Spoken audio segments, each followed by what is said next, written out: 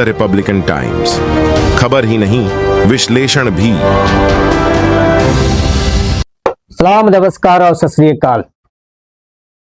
आप देख रहे हैं रिपब्लिकन टाइम्स में रजीउर रहमान।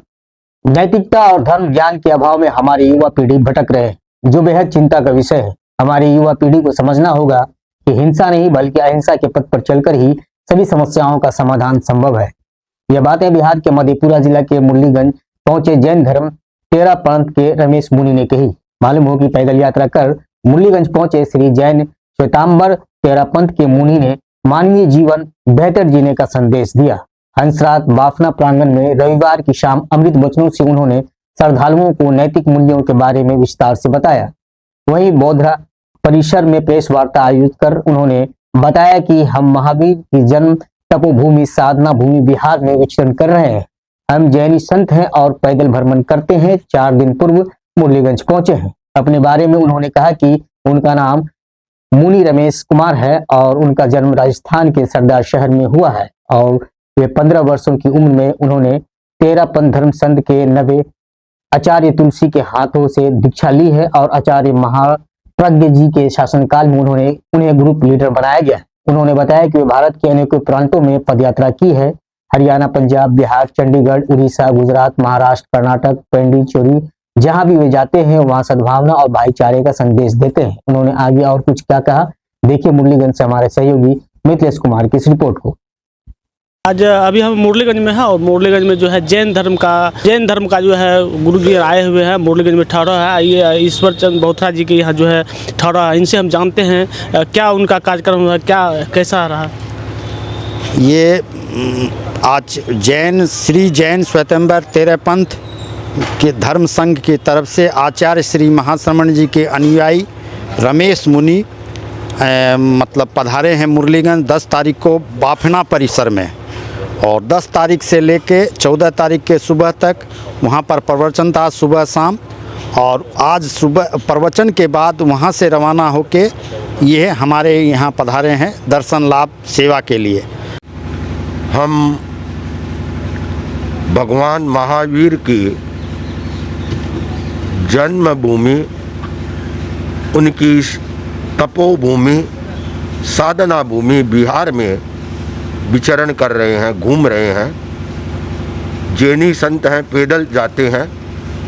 पैदल भ्रमण करते हुए हम 4 दिन पूर्व मुरलीगंज आए थे। जैसा इस शहर का नाम है वैसे यहाँ के लोग हैं वे श्रद्धालु हैं। संतों के प्रति, सत्संग के प्रति अच्छा उनमें लगाव है और लोगों का दिन भर आना जाना भी रहता है। हमने 2 बार दिन में प्रवचन भी किए और लोगों को जैन धर्म, तेरा पंथ, इन सब के बारे में बताते रहे। मूल है धर्म, वह जीवन से जुड़ा हुआ है, वह आत्मा से जुड़ा हुआ है, और जब तक आत्मा में धर्म का नहीं आता है वहाँ तक वह ऊपर ऊपर का रहता है। तो मेरा प्रयास रहता है कि धर्म को हम माने ही नहीं, जीवन के साथ जिए।